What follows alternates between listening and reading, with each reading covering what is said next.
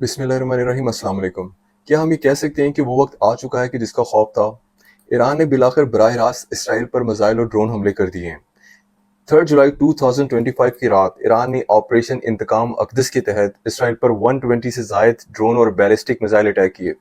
Iran का दावा है कि इसराइल के हीफा नेवल बेस और तेल अबीब के करीब एयर डिफेंस सिस्टम्स और मिलिट्री इंस्टॉलेशन को निशाना बनाया गया है।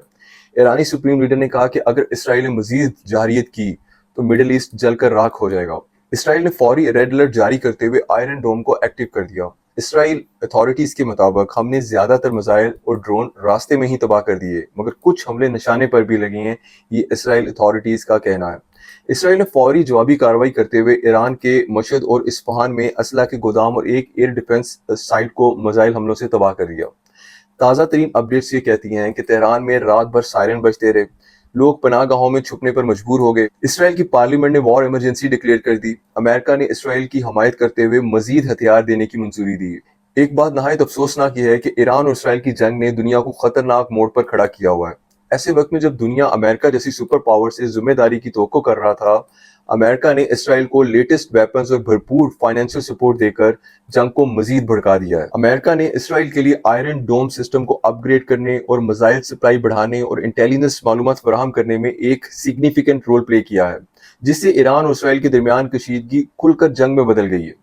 अमेरिका ने अपने इस एक्ट से खुद को एक पीस मैसेंजर की बजाय जंग का पार्टनर बना लिया है, जिसका खुमाजा पूरी दुनिया को भुगतना पड़ेगा। तेल की किल्लत और ग्लोबल इंस्टेबिलिटी की सूरत में ये सब कुछ इस दुनिया को भुगतना पड़ेगा। अगर अमेरिका वाकई आलमी अमन चाहता है तो उसे असला देने की बजाय डिप्लोमेटिक एफर्ट्स को तरजीह देना होगी, वरना ये आग पूरे मिडिल ईस्ट को जला सकती है और दुनिया एक वर्ल्ड वॉर 3 के धाने पर आ सकती है। ईरान और इसराइल की इस जंग में एक वाज़िया ग्रुपिंग बनती नजर आ रही है, जिसमें रूस ने ईरान की हमायत में कहा है कि मिडिल ईस्ट में अमेरिका मुदाखलत कबूल वो नहीं करता। तेल की बढ़ती हुई कीमतें जो $210 फी बैरल तक पहुंच चुकी हैं, जिस पर चाइना ने भी अपनी कंसर्न शो किए हैं, क्या ये वर्ल्ड वॉर 3 की शुरुआत है? एनालिस्ट और एक्सपर्ट्स का कहना है कि अगर अमेरिका और रूस बराह रास्त इस जंग में कूदते हैं तो ये आलमी जंग में बदल सकती है। इस वक्त लेबनानी हिजबुल्लाह और ने इसराइल के शमाल सरहदी इलाके पर गोलाबारी शुरू कर दी है। हमास ने गजा से इसराइल पर रॉकेट हमले और दोबारा शुरू कर दिए हैं। अमेरिका ने गल्फ में अपने जंगी बहरी जहाजों को स्टैंड बाई कर दिया है। रूस ने शाम में अपने अड्डों की सिक्योरिटी बढ़ा दी है। अगर ये सिलसिला इसी तरह जारी रहा तो आलमी मीशत तबाह हो सकती है और तेल और गैस की कीमतें मजीद बढ़ सकती हैं, महंगाई कंट्रोल से बाहर जा सकती है और एक वाजिया फूड क्राइसिस भी पैदा हो सकता है। अब इन सब के पाकिस्तान पर क्या मुमकिन असरात हो सकते हैं? तेल महंगा होने से पाकिस्तान में पेट्रोल और बिजली की कीमतें बढ़ने का खतरा होगा। पाकिस्तानी करेंसी पर दबाव बढ़ सकता है। अगर खित्ते में जंग बढ़ी तो पाकिस्तान पर सफारती दबाव आ सकता है कि वो किसका साथ देगा।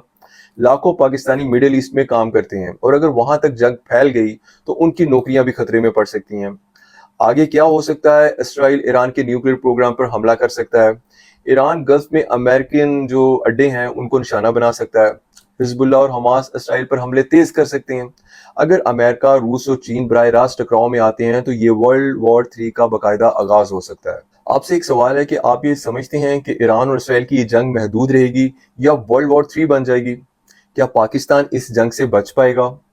Let's see. इंशाल्लाह आपसे फिर बात होगी, तब तक के लिए फी अमानुल्लाह।